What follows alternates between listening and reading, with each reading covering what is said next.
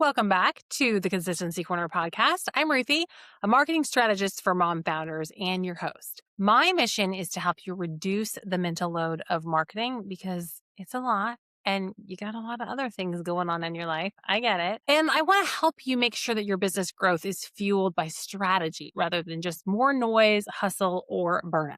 So today we're talking about content repurposing, something that I think causes maybe more stress than it should. Because everybody says, just repurpose your content. And it sounds so simple, like one piece of content suddenly becomes five and you've got a whole month planned. Except that's not really how it works. There's a big difference between reposting and repurposing, and they require different levels of effort. The promise of repurposing is efficiency. But for a lot of founders, it actually creates more decisions, not fewer. And today I want to talk about why that happens, what you can do about it, and how to figure out which approach makes sense for your business and your capacity. Here's the thing. There's this assumption in the online business world that repurposing is the answer to all your content problems, that if you could just repurpose better, you'd have enough content for every platform and it wouldn't take that much extra time.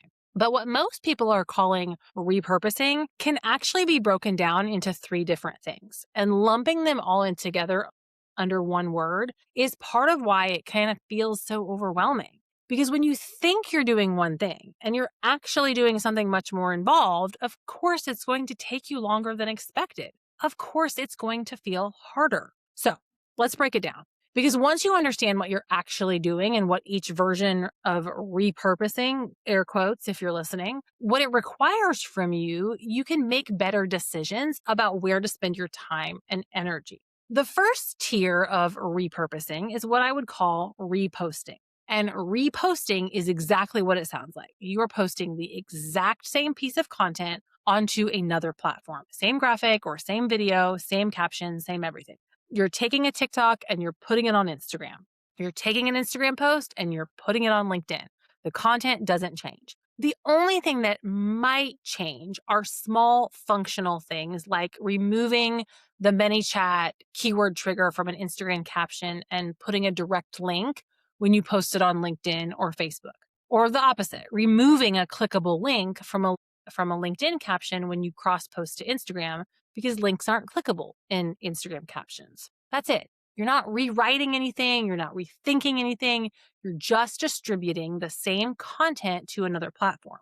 This is distribution work. It's low decision cost. The content is already created.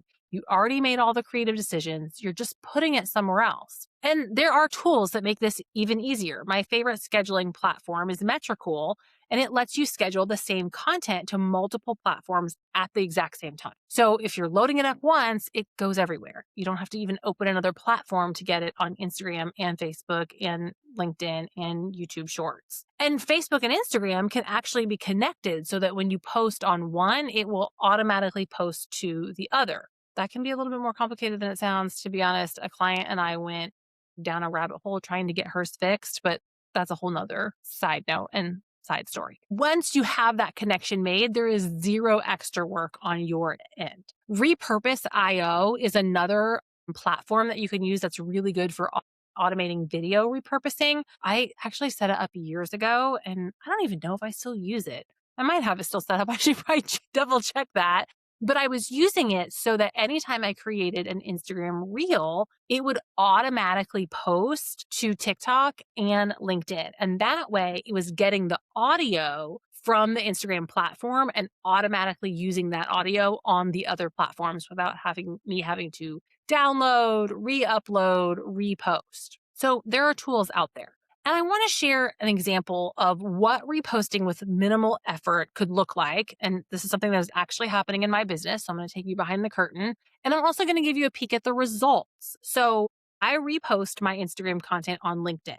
Instagram is my primary platform, but we schedule in Metricool, so we schedule it on LinkedIn at the same time. Same content, same captions with those minor functional tweaks. You know what? It doesn't really perform on LinkedIn the way it performs on Instagram, but I don't expect it to. LinkedIn's job in my business right now is to exist and provide a touch point. If someone looks me up on LinkedIn, there's content there. It's active and it's consistent. That's its job. I'm not asking LinkedIn to be a top of funnel tool for me. I'm really not even asking it to be a bottom of funnel tool. I'm asking it to be middle of funnel, meaning there's content there for someone who wants to learn more while they're there. If I was expecting LinkedIn to be a major growth channel for my business, if I was asking it to drive leads or build community, I wouldn't just repost content there. I'd build a strategy specifically for that platform, for what works for that community and that algorithm. But that's not what I'm asking it to do right now. And that's okay. Reposting handles the job I've given it. Now, the second tier of repurposing is what I'm going to call adapting your content. And this is one that I think trips people up the most because it kind of lives in the middle ground between reposting and repurposing, and it doesn't really have a great name. But adapting is when you're taking the same core content, but making adjustments specifically for the platform, such as taking an Instagram carousel and doing less slides and writing a different caption for LinkedIn, because the audience expectation and user experience is different over there. Or taking a story slide and turning that into a reel. It's the same content, but now it needs a caption, and maybe it needs a cover slide because it's a different format. The visual is the same, but the context has been changed around.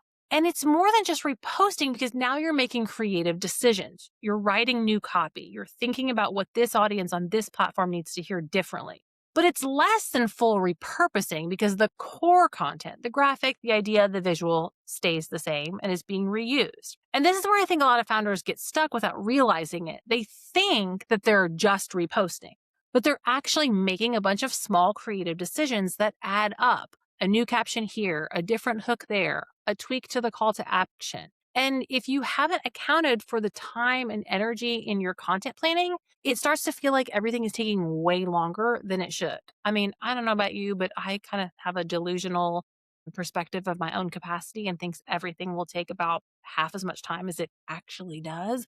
But this is one of the reasons that kind of like trips me up sometimes because you're budgeting for reposting, but you're actually adapting. And those are different amounts of work. And you need to understand that. Okay.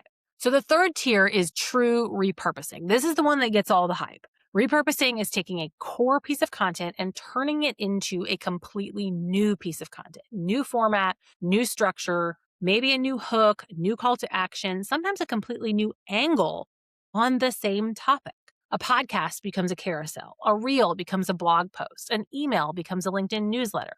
The idea is that the seed is that like the content itself is one seed, but now it grows into something brand new. You're creating something that didn't exist before. This is creative work. It takes creative energy and decision-making energy. And so when we think like, oh, well, we could just repurpose the content. Okay, that still takes work. And you have to now understand the best practices of the new platform. You have to know what the content's job is in the new context. You have to have the capacity to actually create that thing from scratch, even if the idea is already coming from somewhere. And it is incredibly valuable. A single podcast episode can generate weeks of content if you repurpose it well. But if you account for it honestly in your capacity, you realize that it's not always just a simple shortcut. It's a strategy. And strategies do take time. Now, I want to mention AI here because I know a lot of you are using AI to help you with repurpose. Cut that. Now, I want to mention AI here because I know a lot of us are using AI to help with repurposing, and it's great for that. But here's what I've noticed. You need to give AI really clear direction about what the repurposed content's job is. Is the new piece supposed to point people back to the original content? Like, is it a caption to get people to go listen to your podcast? Or does it stand on its own? Is it top of funnel, middle of funnel, or bottom of funnel? Are you summarizing that original piece of content, or are you pulling out one key point or idea? Or maybe we're introducing the topic from a different angle, but using some of the same stories or statistics. If you just tell AI to turn this podcast episode into a carousel, you're going to get something that's fine, but probably not strategic. And I've noticed that AI tends to miss transitions and sometimes create gaps when it takes a piece of long form content and tries to condense it. It'll skip over context that the reader needs, or it'll jump from one idea to another in a way that doesn't quite flow. So there's definitely oversight needed. AI can do the heavy lifting, but you still need to be the one driving the direction and checking the output and giving the feedback, which again takes creative time and energy. So, okay, we've defined all three: reposting, adapting, and repurposing. So let's talk a little bit more about how to decide which one to do and when. Before you decide to repost, adapt, or repurpose, you need clarity on a few things. What is each platform's job in your business? We talked about this last week with LinkedIn, and it applies to every channel in your channel mix. What are you asking each piece of content to do on that platform? Now, what are the best practices for that channel? How much capacity does it take to customize your content to work there? Here's another example of AI, like not quite getting it. I was asking AI to take a bunch of emails that I had written for something and a sales page that I had written for something. And I was like, hey, we're going to write some new emails making these tweaks, and then we're going to write social posts. And in the emails for the call to action, it was like, just DM me the word blah, blah, blah, and I'll send you the link. And I was like, hey, AI, like we're not doing keyword strategy in an email. We can just give them the link in an email. So it was feedback that I had to give. And that takes, again, time, energy, and capacity. And I had to do some oversight, right? So then the honest question is whether you are repurposing, adapting, or simply reposting, is all this work even worth it? And here's my take. You might as well try reposting. If the content is already created, it costs you very little to put it somewhere else, especially if you're using a tool to automate. So you might as well. You look at what the data tells you, and if you're reposting and it's not doing anything and you're not really expecting it to, that's fine. The job of visibility is being done. The content is there, giving you a presence in that other channel. But if you're reposting and you're expecting it to perform and it's not performing, that's a different story. That's a sign that you need to invest the energy to at least adapt, if not repurpose, for that platform, to build a real strategy for that platform. Or let it go. Because spending mental energy being disappointed by a platform you're not actually investing in is a waste of the limited capacity that you have. And this connects back to what we've been talking about recently. Volume has to match capacity. Repurposing multiplies the volume of decisions you're making. Adapting multiplies it a little less, and reposting multiplies it slightly. So when you're planning your content, make sure you're accounting for which one you're actually doing and level set your expectations. And don't think that you're going to get results from you're going to get maximum results from a minimally effort strategy, because strategies take time. They take work. Unfortunately, I wish this was not true, but a strategy that sits in a Google Doc doesn't get anybody any results. We have to execute on the strategy. And that does take time and energy, whether it's reposting or repurposing. So here's what I want you to take away from today.